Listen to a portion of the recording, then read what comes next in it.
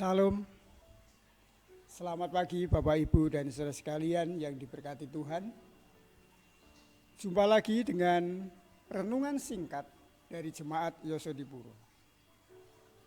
Dan pagi hari ini renungan yang ingin saya sampaikan dengan judul Buanglah sampah pada tempatnya.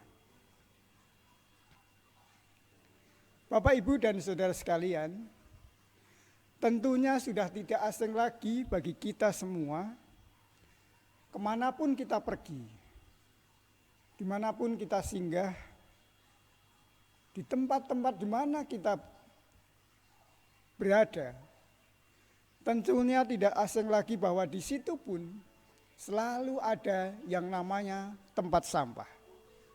Selalu disediakan tempat sampah. Dan bahkan di situ dituliskan peringatan ataupun perintah, buanglah sampah pada tempatnya. Saya yakin kita semua pasti mengetahui akan hal ini.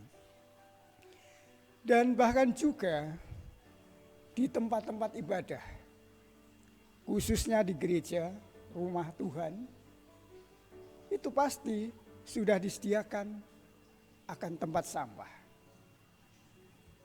Bapak, Ibu, dan saudara sekalian, tetapi tidak bisa kita pungkiri bahwa masih banyak orang ataupun anggota gereja yang belum menyadari akan hal ini sepenuhnya, bahwa sampah harus dibuang pada tempatnya. Bahkan banyak anggota ataupun ya mungkin anak-anak kecil yang menaruh sampah di sembarang tempat.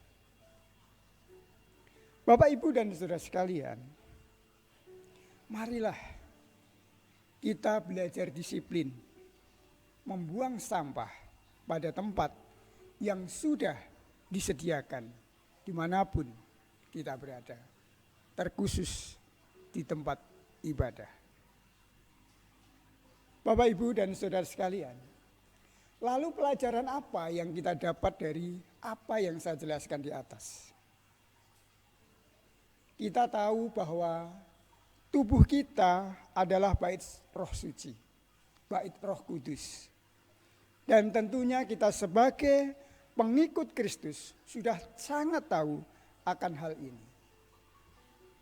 Kalau kita sudah menyadari akan hal ini, apakah kita akan membiarkan tubuh kita dan pikiran kita ini akan kita isi dengan hal-hal yang tidak berkenan di hadapan Tuhan? Apa itu, Bapak, Ibu, dan saudara sekalian? Mari kita buka di dalam Kolose 3 ayat 5. Kolose 3 ayat 5 berbunyi, karena itu matikanlah dalam dirimu segala sesuatu yang duniawi, yaitu percabulan, kenajisan, hawa nafsu, nafsu jahat, dan juga keserakahan yang sama dengan penyembahan berhala. Matikanlah atau buangkanlah dari hati dan pikiran kita. Ini adalah sampah yang tidak pantas ada di dalam hati dan pikiran kita. Bahkan ditegaskan di dalam Efesus 5 ayat 3, di sana dikatakan,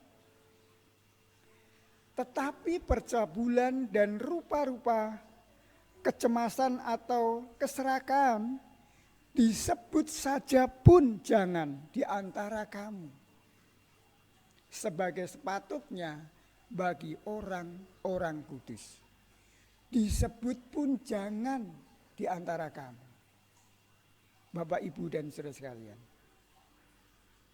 mari kita buang sampah-sampah itu. Dan jangan ada di dalam hati pikiran kita. Lalu apa yang harus ada dalam hati pikiran kita? Mari kita baca dalam Filipi 4 ayat 8. Filipi 4 ayat 8. Jadi akhirnya saudara-saudara, semua yang benar, semua yang mulia, semua yang adil, semua yang suci, semua yang manis, semua yang sedap didengar, semua yang disebut kebajikan dan patut dipuji, pikirkanlah semua itu. Ini Bapak Ibu dan Saudara yang pantas, yang seharusnya ada di dalam hati dan pikiran kita.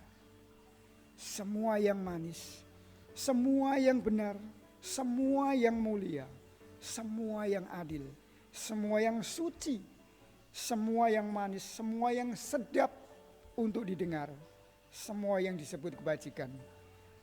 Pikirkanlah semua itu. Inilah Bapak Ibu dan Saudara yang harus kita isi dalam hati dan pikiran kita. Yang harus selalu ada di dalam hati dan pikiran kita. Bapak Ibu dan Saudara sekalian, marilah kita belajar dengan pertolongan Tuhan. Mulai pagi ini kita singkirkan sampah-sampah yang tidak berkenan. Jangan biarkan sampah-sampah itu berkeliaran di dalam hati dan pikiran kita. Tapi kita gantikan seperti apa yang tertulis dalam Filipi 4 ayat 8. Marilah Bapak Ibu, mulai pagi ini kita belajar hidup disiplin, membuang sampah pada tempatnya dan mengisi hati pikiran kita dengan hal-hal yang baik. Mari kita berdoa. Bapa dalam surga, terima kasih berkat-Mu pagi ini. Kami sudah belajar akan firman-Mu. Kuasai hati pikiran kami dengan kuasa Roh Kudus-Mu Tuhan, sehingga firman-Mu yang sudah kami dengarkan, kami pelajari, betul-betul dapat kami lakukan di dalam kehidupan kami dan mengubah hidup kami, merubah hati pikiran kami untuk lebih setia kepadamu dan melakukan apa yang sudah kami pelajari dalam hidup kami, membuang sampah-sampah yang tidak berkenan di hadirat Tuhan itu dari hati dan pikiran kami, tetapi menggantikannya dengan hal-hal yang baik, yang sedap didengar, yang mulia, yang adil, yang patut didengar. Itulah yang akan ada dalam hati pikiran kami. Tanpa pertolongan-Mu Tuhan, kami tidak bisa berbuat apapun. Biarlah Tuhan menolong kami mulai pagi ini untuk mengisi hati pikiran kami dengan firman-firman. Terpujilah nama-Mu Tuhan. Ampuni dosa kami Tuhan. Dalam nama Tuhan Yesus kami berdoa. Amin.